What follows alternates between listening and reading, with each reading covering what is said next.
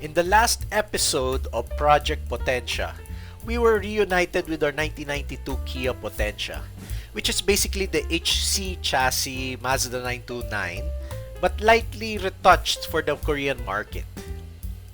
Since this is our only rear-wheel drive car, instead of junking it or letting it sit for another 5 years, why not just make it into a drift car? But to be honest, my dream is not to drift. My dream is actually to join rally races.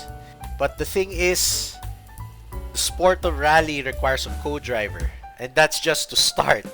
Plus, you need a group of people behind you to serve as your service crew to bring your car to and from the races and service your car in between stages. It's hard to rally if you're a loner. But this year, I've been joining slalom. It's a sport I like, and I can go by myself, so that's the best part of it. Even with my depth of motorsport experience and going through so much seminars, trainings, and seeking the best mentors in motorsport to help, the sport of slalom still humbles me. It puts me in my place, and it shows me that I ain't that good a driver yet. There's a thing called the handbrake turn that you must do in order to get quick times. Most of the time I don't get it right, but when I do, it's quite exhilarating. Since I'm kind of a bonehead driver that likes to fling around his car, perhaps drifting is the motorsport for me. And so we're back to the Potentia, a very suitable drift car for yours truly. And so let's start trying to mod this luxury barge. The first major mod to the car that it really desperately needs in order for it to drift is probably a manual transmission. The problem is, a manual transmission for a V6 powered Kia Potentia does not exist in the Philippines. It doesn't even exist in Korea. This car never came with a manual transmission in its V6 guise. Maybe in Japan, get the Mazda Luce transmission from the 2-liter JF. Maybe get it from a 89 to 90 Mazda 929 from the US. If found, at what price can I get it, and how cheap I can get it into the Philippines? While the JEZ is a great engine, it is twin cam, 3-liter V6, roller rocker arms, very sturdy block, turbo ready, 8.9 compression ratio. The lack of an appropriate manual transmission is the deal breaker. Plus, if ever I break the engine, there are no local parts. Zero local parts. So out it will go. Anyone wanting it, you can use it as parts. If you need it, just hit us up on our Facebook page, facebook.com/Kuhol Garage. If you want this rare Mazda JEZ engine. It says Kia on the top, but it's a Mazda engine. What drift appropriate engine should we put in this luxury barge? How about the Toyota 2JZ? Yeah, that's a nice engine, right? Adam LZ uses it in every single car that he could stick it in, right? But it's way beyond my budget, because locally it's at least $500,000 pesos now for a 2JZ turbo with an appropriate manual transmission. It's at least $500,000 pesos. It's crazy pricing. Nissan RB25 perhaps. I don't know how much it costs. I wasn't looking, but it's an inferior engine to the 2JZ in my opinion. How about the SR20 from the Silvia? How about the 3S GTE from the Alteza? I don't know how much those cost, but I don't know, maybe they're still too expensive for my liking. But anyway, I found the appropriate engine, and it might just be the perfect engine for the job. And it's something I could afford. So let us show you what it is. Alright, this is the first step of our drift project car. This is a 4G63. More technically speaking, it's a G63BT. That is the old nomenclature of the Sirius 80 engine. This is one of the early ones. This is probably older than me.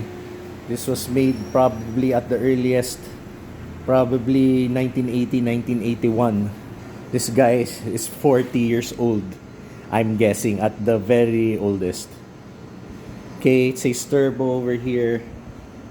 So it says turbo on the valve cover and it says turbo over here. So this is a turbo. I don't know how tiny this turbo is, but it's not a very big. Um, it's not very big.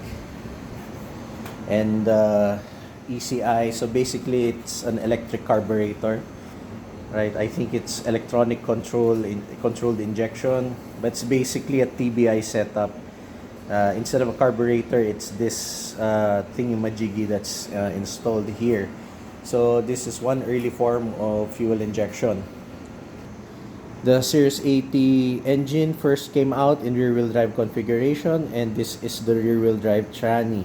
This is KM132. This is a very desirable rear-wheel drive transmission. This is usually used when guys install double overhead cam 4G63 engines on their box types, Lancer box types. So this is pretty much desirable, and this is the strongest rather transmission for rear-wheel drive duty for the 4G63. That's a Mitsubishi tranny. Other trannies used for extreme duty, drag racing, drifting, they usually upgrade to the Toyota transmission, Tremec transmission. But locally, and due to budgetary constraints, this is our tranny of choice, and we're probably gonna be limited not necessarily by the tranny but the clutch.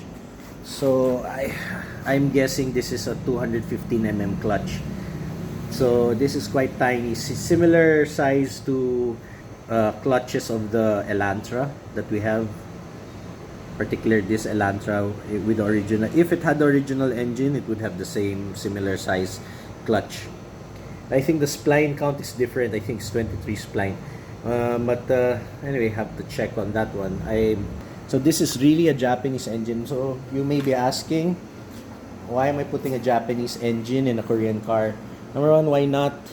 And number two, this is if you are very particular of that, Japanese engine to Japanese car, Mitsubishi engine to Mitsubishi car, that type of thing. I'm kind of like that. I have a Hyundai engine that's also 4G63 in our Hyundai Coupe all-wheel drive. So this one is a 4G63 that will become a Kia engine. You'll understand once we get there. Because first order of business that we're going to do is we're gonna get rid of all the top-end stuff. Get rid of the turbo, get rid of the ECI carburetor, electronic carburetor, and the single cam turbo head. And our plan is to convert this to twin cam. I'm gonna put it in the engine stand. I'm gonna attempt doing that. I have my engine crane over here. I'm gonna get the engine stand shortly, and we'll mount this puppy properly so it'll be fun to work on. Of course, this is the Filipino engine stand. One piece used tire. So this is the Filipino engine stand. We're gonna put it in a nicer engine stand. Anyway, let's get to it. Alright guys, so I have it all set up. My engine crane. Got new chains just to lift the engine. Threaded it with bolts. I think these two bolts have enough tensile strength to handle the weight of this probably 130 kilo engine. Should be more than enough for me to put this engine here in this engine stand. So the engine is flying on the crane. I am planning to attach it now to this engine stand. But the problem is the clutch is on the way. These two things on the top is supposed to bolt on there, but the clutch is on the way, so I have to remove the clutch in order for this to fit. Okay, so this is the clutch pulled out from the engine. think the lining is still pretty thick. I could still use this clutch actually. And but the piece de resistance is this one. Right, it's genuine 6-bolter. So I've seen in other countries that they machine the flywheel in order to accommodate a 240 mm clutch. So I'm guessing the 4D56 clutch or the Astron clutch could work on this one if the flywheel is redrilled and new what you call this, I forgot what these called, dowel pins, right? I think the new dowel pins to be installed or these ones to be replaced, and then new threaded holes for the new clutch disc will work. So maybe I explore the 240 mm clutch disc option.